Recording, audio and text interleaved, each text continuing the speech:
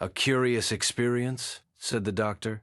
"Yes, my friends, I have had one very curious experience. I never expect to have another, for it is against all doctrines of chances that two such events would befall any one man in a single lifetime. You may believe me or not, but the thing happened exactly as I tell it.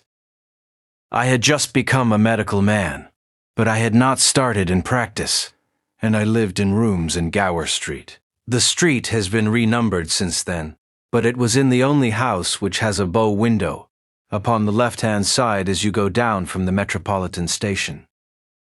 A widow named Murchison kept the house at that time, and she had 3 medical students and 1 engineer as lodgers.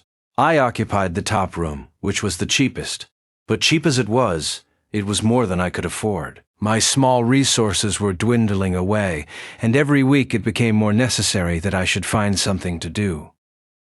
Yet I was very unwilling to go into general practice, for my tastes were all in the direction of science, and especially of zoology, towards which I had always a strong leaning. I had almost given the fight up, and resigned myself to being a medical drudge for life, when the turning point of my struggles came in a very extraordinary way.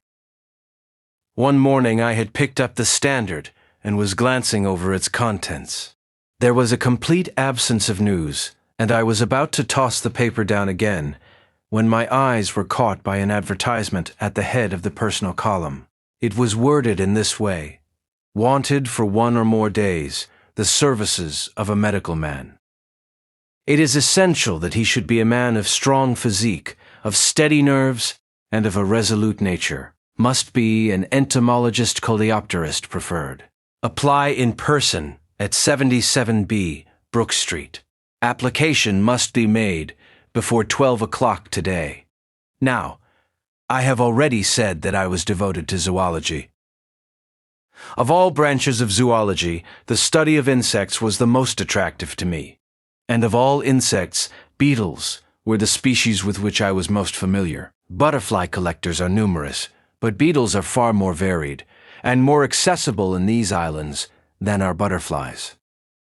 It was this fact which had attracted my attention to them, and I had myself made a collection which numbered some 100 varieties. As to the other requisites of the advertisement, I knew that my nerves could be depended upon, and I had won the weight-throwing competition at the inter-hospital sports. Clearly, I was the very man for the vacancy. Within 5 minutes of my having read the advertisement, I was in a cab and on my way to Brook Street. As I drove, I kept turning the matter over in my head and trying to make a guess as to what sort of employment it could be which needed such curious qualifications.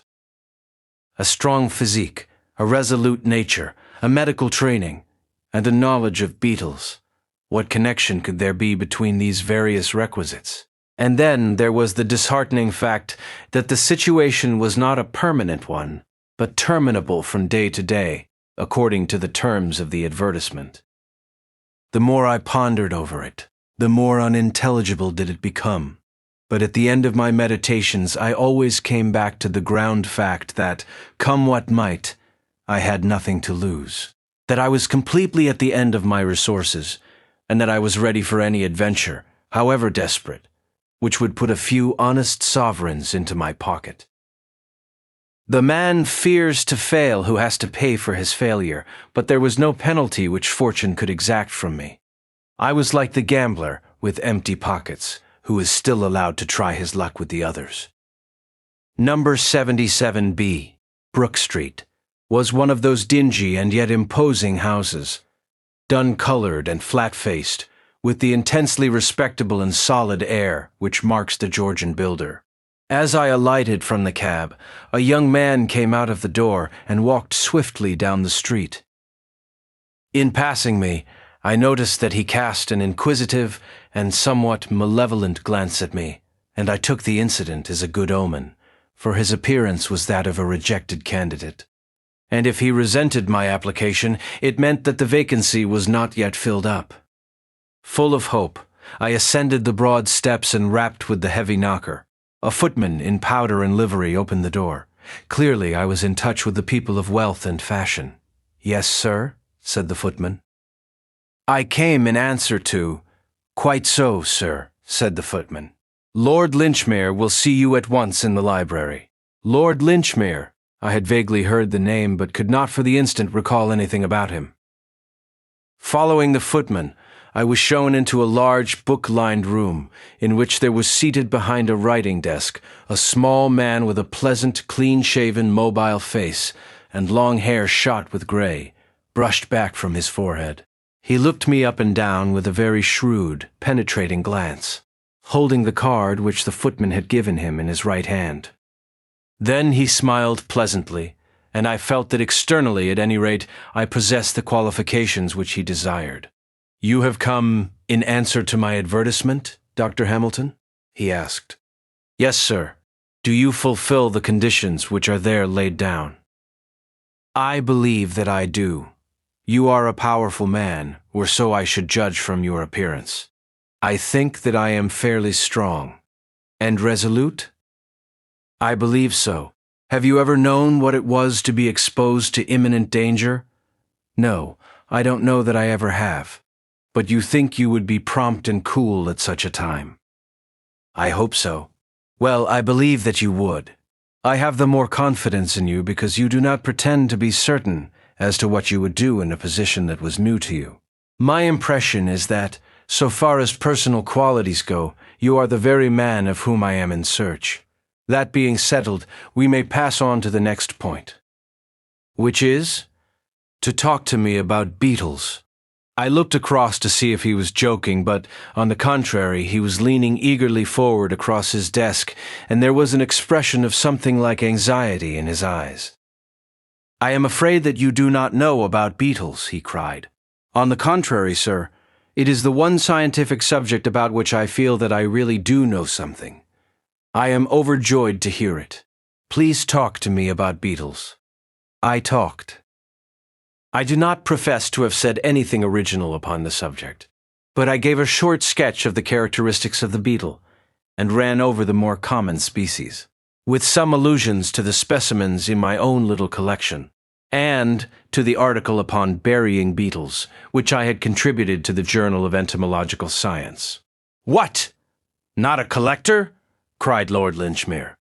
You don't mean that you are yourself a collector? His eyes danced with pleasure at the thought. You are certainly the very man in London for my purpose. I thought that among 5 millions of people there must be such a man, but the difficulty is to lay one's hands upon him. I have been extraordinarily fortunate in finding you. He rang a gong upon the table, and the footman entered. Ask Lady Rossiter to have the goodness to step this way, said his lordship, and a few moments later the lady was ushered into the room. She was a small, middle-aged woman, very like Lord Linchmere in appearance, with the same quick, alert features and gray-black hair. The expression of anxiety, however, which I had observed upon his face, was very much more marked upon hers. Some great grief seemed to have cast its shadow over her features. As Lord Linchmere presented me, she turned her face full upon me, and I was shocked to observe a half-healed scar extending for 2 inches over her right eyebrow. It was partly concealed by plaster, but nonetheless I could see that it had been a serious wound and not long inflicted. Dr. Hamilton is the very man for our purpose, Adeline, said Lord Linchmere. He is actually a collector of beetles, and he has written articles upon the subject. Really, said Lady Rossiter. Then you must have heard of my husband. Everyone who knows anything about beetles must have heard of Sir Thomas Rossiter. For the first time, a thin little ray of light began to break into the obscure business. Here, at last, was a connection between these people and beetles. Sir Thomas Rossiter. He was the greatest authority upon the subject in the world. He had made it his lifelong study, and had written a most exhaustive work upon it. I hastened to assure her that I had read and appreciated it. Have you met my husband? She asked. No, I have not. But you shall, said Lord Linchmere, with decision. The lady was standing beside the desk, and she put her hand upon his shoulder. It was obvious to me as I saw their faces together that they were brother and sister. Are you really prepared for this, Charles? It is noble of you, but you fill me with fears. Her voice quavered with apprehension, and he appeared to me to be equally moved, though he was making strong efforts to conceal his agitation. Yes, yes, dear. It is all settled. It is all decided. In fact, there is no other possible way that I can see. There is one obvious way. No, no, Evelyn. I shall never abandon you. Never. It will come right, depend upon it. It will come right, and surely it looks like the interference of Providence that so perfect an instrument should be put into our hands. My position was embarrassing, for I felt that for the instant they had forgotten my presence. But Lord Linchmere came back suddenly to me and to my engagement. The business for which I want you, Dr. Hamilton, is that you should put yourself absolutely at my disposal. I wish you to come for a short journey with me, to remain always at my side, and to promise to do without question whatever I may ask you, however unreasonable it may appear to you to be. That is a good deal to ask, said I. Unfortunately, I cannot put it more plainly, for I do not myself know what turn matters may take. You may be sure, however, that you will not be asked to do anything which your conscience does not approve.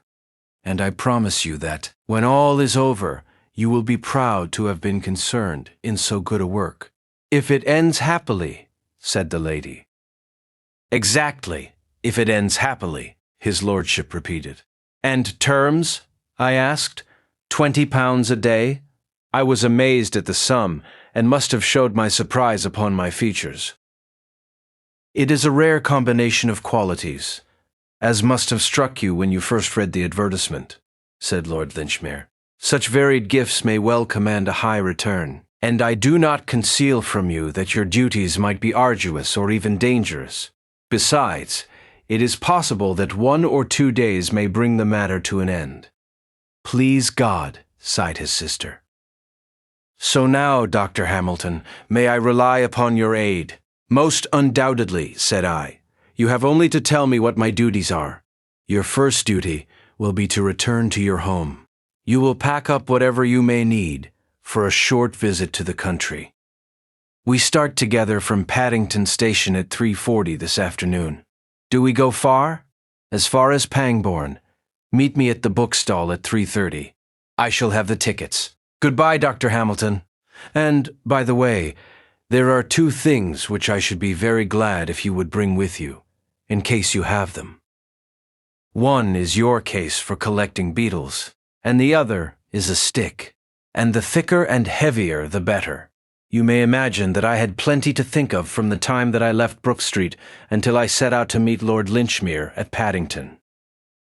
The whole fantastic business kept arranging and rearranging itself in kaleidoscopic forms inside my brain, until I had thought out a dozen explanations, each of them more grotesquely improbable than the last. And yet I felt that the truth must be something grotesquely improbable also. At last I gave up all attempts at finding a solution, and contented myself with exactly carrying out the instructions which I had received. With a hand valise, specimen case, and a loaded cane, I was waiting at the Paddington bookstall when Lord Linchmere arrived. He was an even smaller man than I had thought, frail and peaky, with a manner which was more nervous than it had been in the morning. He wore a long, thick traveling ulster, and I observed that he carried a heavy blackthorn cudgel in his hand. "I have the tickets," said he, leading the way up the platform. "This is our train. I have engaged a carriage, for I am particularly anxious to impress 1 or 2 things upon you while we travel down." And yet, all that he had to impress upon me might have been said in a sentence, for it was that I was to remember, that I was there as a protection to himself, and that I was not on any consideration to leave him for an instant. This he repeated again and again as our journey drew to a close, with an insistence which showed that his nerves were thoroughly shaken. "Yes," he said at last, in answer to my looks rather than to my words, "I am nervous, Dr. Hamilton. I have always been a timid man, and my timidity depends upon my frail physical health. But my soul is firm, and I can bring myself up to face a danger which a less nervous man might shrink from. What I am doing now is done for no compulsion, but entirely from a sense of duty, and yet it is, beyond doubt, a desperate risk. If things should go wrong, I will have some claims to the title of martyr. This eternal reading of riddles was too much for me. I felt that I must put a term to it. "I think it would very much better, sir, if you were to trust me entirely," said I. "It is impossible for me to act effectively when I do not know what are the objects which we have in view, or even where we are going." "Oh, as to where we are going, there need be no mystery about that," said he. "We are going to Delamere Court, the residence of Sir Thomas Rossiter, with whose work you are so conversant. As to the exact object of our visit, I do not know that at this stage of the proceedings anything would be gained, Dr. Hamilton, by taking you into my complete confidence. I may tell you that we are acting. I say we because my sister, Lady Rossiter, takes the same view as myself, with the one object of preventing anything in the nature of a family scandal. That being so, you can understand that I am loath to give any explanations, which are not absolutely necessary. It would be a different matter, Dr. Hamilton, if I were asking your advice. As matters stand, it is only your active help which I need, and I will indicate to you from time to time how you can best give it.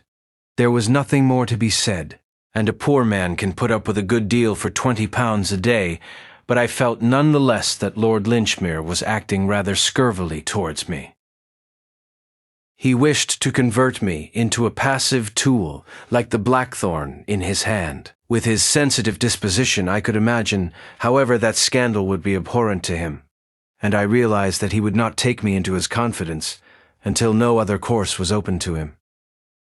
I must trust to my own eyes and ears to solve the mystery, but I had every confidence that I should not trust to them in vain. Delamere Court lies a good 5 miles from Pangbourne Station, and we drove for that distance in an open fly.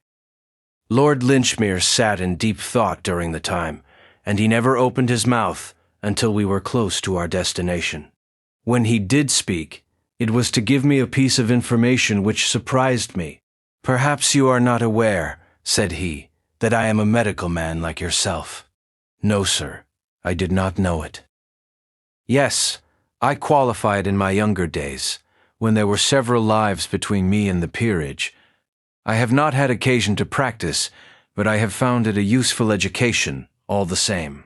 I never regretted the years which I devoted to medical study. These are the gates of Delamere Court. We had come to 2 high pillars, crowned with heraldic monsters, which flanked the opening of a winding avenue. Over the laurel bushes and rhododendrons, I could see a long, many-gabled mansion, girdled with ivy and toned to the warm, cheery, mellow glow of old brickwork. My eyes were still fixed in admiration upon this delightful house, when my companion plucked nervously at my sleeve. "Here's Sir Thomas," he whispered. "Please talk, Beetle, all you can." A tall, thin figure, curiously angular and bony, had emerged through a gap in the hedge of laurels.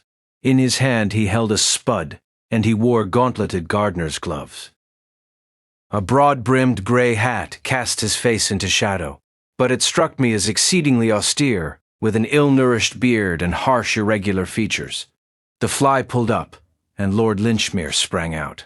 "My dear Thomas, how are you?" said he heartily, but the heartiness was by no means reciprocal. The owner of the grounds glared at me over his brother-in-law's shoulder, and I caught broken scraps of sentences, well-known wishes, hatred of strangers, unjustifiable intrusion, perfectly inexcusable. Then there was a muttered explanation, and the two of them came over together to the side of the fly. "Let me present you to Sir Thomas Rossiter, Dr. Hamilton," said Lord Linchmere. "You will find that you have a strong community of tastes." I bowed. Sir Thomas stood very stiffly, looking at me severely from under the broad brim of his hat. "Lord Linchmere tells me that you know something about beetles," said he. What do you know about beetles? I know what I have learned from your work upon the Coleoptera, Sir Thomas, I answered. Give me the names of the better-known species of the British scarabaei, said he. I had not expected an examination, but fortunately I was ready for one. My answers seemed to please him, for his stern features relaxed. You appear to have read my book with some profit, sir, said he. It is a rare thing for me to meet anyone who takes an intelligent interest in such matters. People can find time for such trivialities as sport or society, and yet the beetles are overlooked. I can assure you that the greater part of the idiots in this part of the country are unaware that I have ever written a book at all.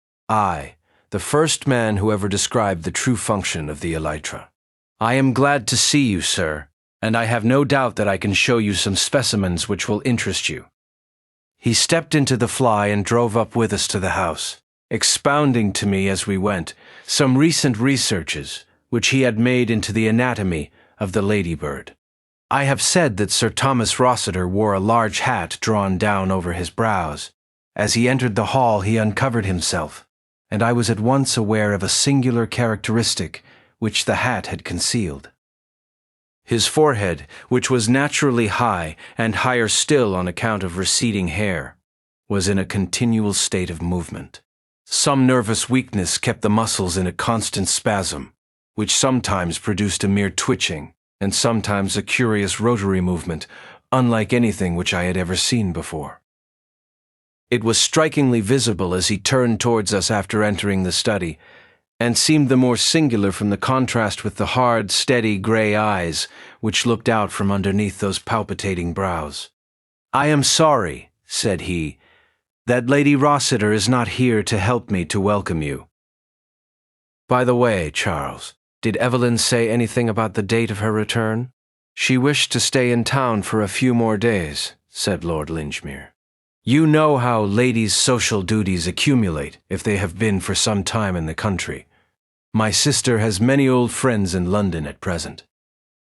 Well, she is her own mistress, and I should not wish to alter her plans, but I shall be glad when I see her again.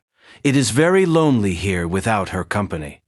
I was afraid that you might find it so, and that was partly why I ran down. My young friend, Dr. Hamilton, is so much interested in the subject which you have made your own that I thought you would not mind his accompanying me. I lead a retired life, Dr. Hamilton, and my aversion to strangers grows upon me, said our host. I have sometimes thought that my nerves are not so good as they were. My travels in search of beetles in my younger days took me into many malarious and unhealthy places. But a brother coleopterist like yourself is always a welcome guest, and I shall be delighted if you will look over my collection, which I think that I may without exaggeration describe as the best in Europe. End. And so no doubt it was. He had a huge oaken cabinet arranged in shallow drawers, and here, neatly ticketed and classified, were beetles from every corner of the earth, black, brown, blue-green, and mottled. Every now and then, as he swept his hand over the lines and lines of impaled insects, he would catch up some rare specimen, and, handling it with as much delicacy and reverence as if it were a precious relic, he would hold forth upon its peculiarities and the circumstances under which it came into his possession. It was evidently an unusual thing for him to meet with a sympathetic listener, and he talked and talked until the spring evening had deepened into night, and the gong announced that it was time to dress for dinner. All the time Lord Linchmere said nothing, but he stood at his brother-in-law's elbow, and I caught him continually shooting curious little, questioning glances into his face. And his own features expressed some strong emotion, apprehension, sympathy, expectation. I seemed to read them all. I was sure that Lord Linchmere was fearing something and awaiting something, but what that something might be, I could not imagine. The evening passed quietly but pleasantly, and I should have been entirely at my ease if it had not been for that continual sense of tension upon the part of Lord Linchmere. As to our host, I found that he improved upon acquaintance. He spoke constantly with affection of his absent wife, and also of his little son, who had recently been sent to school. The house, he said, was not the same without them. If it were not for his scientific studies, he did not know how he could get through the days. After dinner we smoked for some time in the billiard room, and finally went early to bed. And then it was that for the first time the suspicion that Lord Linchmere was a lunatic crossed my mind. He followed me into my bedroom when our host had retired. "Doctor," said he, speaking in a low, hurried voice, "you must come with me. You must spend the night in my bedroom." "What do you mean?" "I prefer not to explain, but this is part of your duties. My room is close by, and you can return to your own before the servant calls you in the morning." "But why?" I asked. "Because I am nervous of being alone," said he. "That's the reason, since you must have a reason." It seemed rank lunacy, but the argument of those £20 would overcome many objections. I followed him to his room. "Well," said I, "there's only room for one in that bed. Only one shall occupy it," said he. "And the other must remain on watch." "Why?" said I. "One would think you expected to be attacked." "Perhaps I do. In that case, why not lock your door?" "Perhaps I want to be attacked." It looked more and more like lunacy. However, there was nothing for it but to submit. I shrugged my shoulders and sat down in the armchair beside the empty fireplace. "I am to remain on watch, then," said I, ruefully. "We will divide the night. If you will watch until 2, I will watch the remainder." "Very good. Call me at 2 o'clock, then. I will do so. Keep your ears open, and if you hear any sounds, wake me instantly. Instantly, you hear." "You can rely upon it." I tried to look as solemn as he did. "And for God's sake, don't go to sleep," said he. And so, taking off only his coat, he threw the coverlet over him and settled down for the night. It was a melancholy vigil, and made more so by my own sense of its folly. Supposing that by any chance Lord Linchmere had cause to suspect that he was subject to danger in the house of Sir Thomas Rossiter, why on earth could he not lock his door, and so protect himself? His own answer, that he might wish to be attacked, was absurd. Why should he possibly wish to be attacked, and who would wish to attack him? Clearly Lord Linchmere was suffering from some singular delusion, and the result was that on an imbecile pretext, I was to be deprived of my night's rest. Still, however absurd, I was determined to carry out his injunctions to the letter, as long as I was in his employment. I sat, therefore, beside the empty fireplace, and listened to a sonorous chiming clock somewhere down the passage, which gurgled and struck every quarter of an hour. It was an endless vigil. Save for that single clock, an absolute silence reigned throughout the great house. A small lamp stood on the table at my elbow, throwing a circle of light round my chair, but leaving the corners of the room draped in shadow.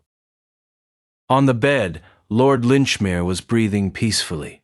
I envied him his quiet sleep, and again my own eyelids drooped, but every time my sense of duty came to my help, and I sat up, rubbing my eyes and pinching myself with the determination to see my irrational watch to an end. And I did so. From down the passage came the chimes of 2 o'clock, and I laid my hand upon the shoulder of the sleeper. Instantly he was sitting up, with an expression of the keenest interest upon his face. "You have heard something?" "No, sir. It is 2 o'clock. Very good. I will watch. You can go to sleep."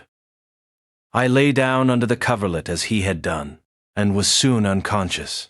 My last recollection was of that circle of lamplight, and of the small hunched-up figure and strained, anxious face of Lord Linchmere in the center of it. How long I slept I do not know, but I was suddenly aroused by a sharp tug at my sleeve. The room was in darkness, but a hot smell of oil told me that the lamp had only that instant been extinguished. "Quick, quick!" said Lord Linchmere's voice in my ear. I sprang out of bed, he still dragging at my arm. "Over here," he whispered, and pulled me into a corner of the room. "Hush, listen." In the silence of the night, I could distinctly hear that someone was coming down the corridor. It was a stealthy step, faint and intermittent, as of a man who paused cautiously after every stride. Sometimes for half a minute there was no sound, and then came the shuffle and creak which told of a fresh advance. My companion was trembling with excitement. His hand, which still held my sleeve, twitched like a branch in the wind. "What is it?" I whispered. "It's he." "Sir Thomas?" "Yes. What does he want?" "Hush. Do nothing until I tell you." I was conscious now that someone was trying the door. There was the faintest little rattle from the handle, and then I dimly saw a thin slit of subdued light.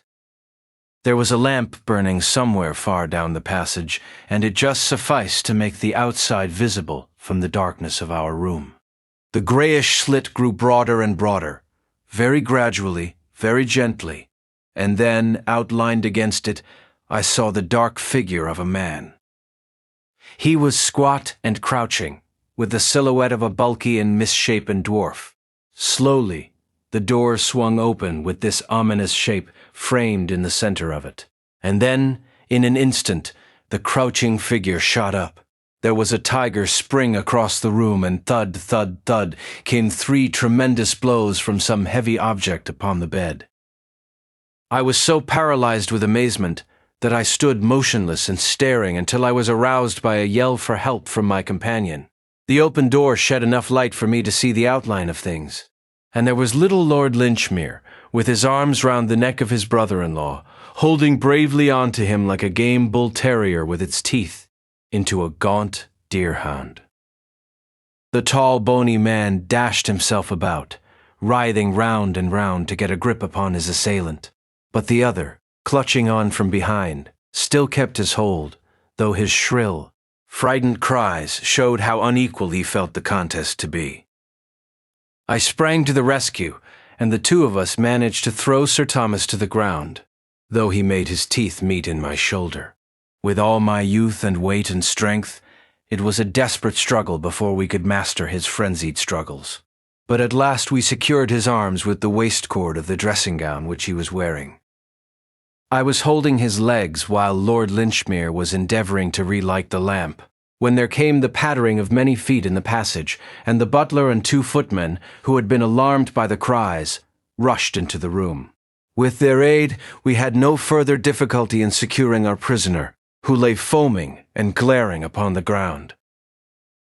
One glance at his face was enough to prove that he was a dangerous maniac, while the short, heavy hammer which lay beside the bed showed how murderous had been his intentions.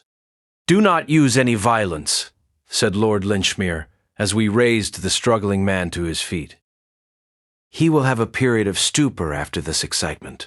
I believe that it is coming on already." As he spoke, the convulsions became less violent, and the madman's head fell forward upon his breast, as if he were overcome by sleep. We led him down the passage and stretched him upon his own bed, where he lay unconscious, breathing heavily. "2 of you will watch him," said Lord Linchmere. "And now, Dr. Hamilton, if you will return with me to my room, I will give you the explanation which my horror of scandal has perhaps caused me to delay too long. Come what may, you will never have cause to regret your share in this night's work. The case may be made clear in a very few words," he continued, when we were alone. "My poor brother-in-law is one of the best fellows upon earth, a loving husband and an estimable father, but he comes from a stock which is deeply tainted with insanity. He has more than once had homicidal outbreaks, which are the more painful, because his inclination is always to attack the very person to whom he is most attached. His son was sent away to school to avoid this danger, and then came an attempt upon my sister, his wife, from which she escaped with injuries that you may have observed when you met her in London. You understand that he knows nothing of the matter when he is in his sound senses, and would ridicule the suggestion that he could under any circumstances injure those whom he loves so dearly. It is often, as you know, a characteristic of such maladies that it is absolutely impossible to convince the man who suffers from them of their existence. Our great object was, of course, to get him under restraint before he could stain his hands with blood, but the matter was full of difficulty. He is a recluse in his habits, and would not see any medical man. Besides, it was necessary for our purpose that the medical man should convince himself of his insanity, and he is sane as you or I, save on these very rare occasions. But, fortunately, before he has these attacks, he always shows certain premonitory symptoms, which are providential danger signals, warning us to be upon our guard. The chief of these is that nervous contortion of the forehead, which you must have observed. This is a phenomenon which always appears from 3 to 4 days before his attacks of frenzy. The moment it showed itself, his wife came into town on some pretext and took refuge in my house in Brook Street. It remained for me to convince a medical man of Sir Thomas's insanity, without which it was impossible to put him where he could do no harm. The first problem was how to get a medical man into his house. I bethought me of his interest in beetles, and his love for anyone who shared his tastes. I advertised, therefore, and was fortunate enough to find in you the very man I wanted. A stout companion was necessary, for I knew that the lunacy could only be proved by a murderous assault, and I had every reason to believe that that assault would be made upon myself, since he had the warmest regard for me in his moments of sanity. I think your intelligence will supply all the rest. I did not know that the attack would come by night, but I thought it very probable, for the crises of such cases usually do occur in the early hours of the morning. I am a very nervous man myself, but I saw no other way in which I could remove this terrible danger from my sister's life. I need not ask you whether you are willing to sign the lunacy papers. Undoubtedly. But 2 signatures are necessary. You forget that I am myself a holder of a medical degree. I have the papers on a side table here, so if you will be good enough to sign them now, we can have the patient removed in the morning. Ah, so that was my visit to Sir Thomas Rossiter, the famous beetle hunter. And that was also my first step upon the ladder of success, for Lady Rossiter and Lord Linchmere have proved to be staunch friends, and they have never forgotten my association with them in the time of their need. Sir Thomas is out and said to be cured, but I still think that if I spent another night at Delamere Court, I should be inclined to lock my door upon the inside.